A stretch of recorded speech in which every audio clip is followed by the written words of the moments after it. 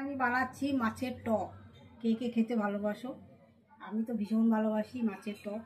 কাতলা মাছের মাথা, মাছ সব দিয়ে টক বানাবো। এখানে মাছগুলো আমি সব ভেজে তুলে রেখেছি, আর এখানে তেঁতুল ভিজিয়ে রেখেছি। ঠিক আছে, তেঁতুলটা ভিজিয়ে রেখে দিয়েছি। আর ওই মাছ ভাজার তেলেই আমি ফোড়ন দেবো। বেশি কিছু লাগে না। এখানে দেবো শুকনো লঙ্কা, একটু সর্ষে দিলাম, আর দিলাম পাঁচফোড়ন। পাঁচফোড়নটা আমি গন্ধটা ভালো লাগে, পাঁচফোড়ন দিলাম। পাঁচফোড়নটা দিয়ে একটু কড়া কড়া হয়ে যাবে। আর এই যে তেঁতুলটা, কাঁটা কিছুটা তুলে রাখছি।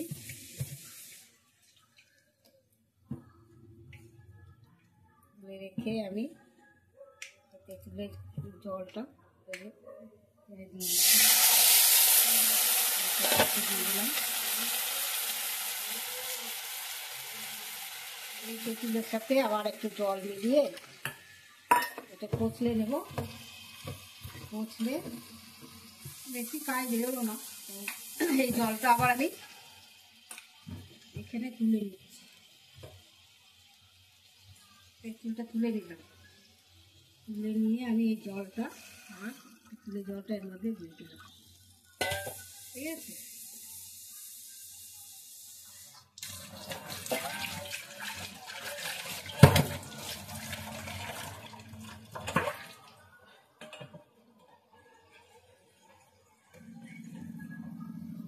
অনেকেই মাছের টক পছন্দ করো না, কিন্তু আমাদের দেশের বাড়িতে এইরকম টক রোজ বানানো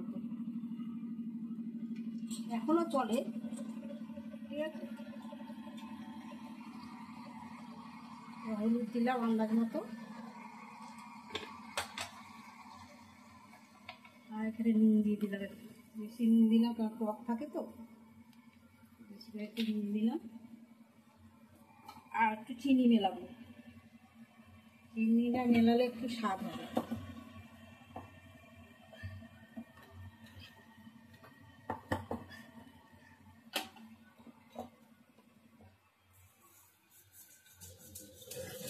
চিনি আন্দাজ মতো চিনি দিয়ে দিলাম, তোমরাও আন্দাজ মতো দিয়ে দিও।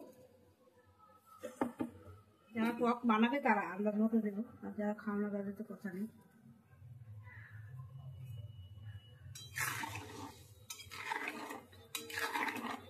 এই টক রেখে না 3-4 দিন খাওয়া যায়, খারাপ হয় না।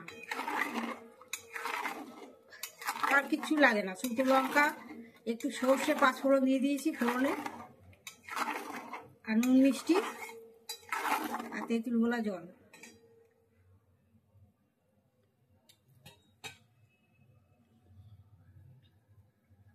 এবার মাছগুলো দিয়ে দেবো। ঠিক আছে, এই যে মাছের মাথা ভাঙা, এই একটা মাছের পেটি, যাই হোক যা মাছ আছে আমি দিয়ে দিচ্ছি।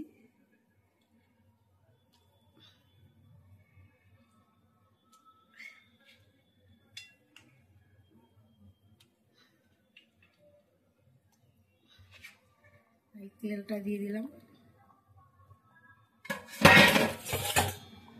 এইবার এটা ফুটে যাবে ভালো করে, ফুটে গেলে এটা আর কিচ্ছু করতে হবে না। এই টকটা আমি নামিয়ে রেখে দেবো। ফুটতে শুরু করেছে, মিনিট 5 ফুটবে। ঠিক আছে, ফোটার পরে আমি নামিয়ে দেবো। কে কে টক খেতে ভালোবাসো?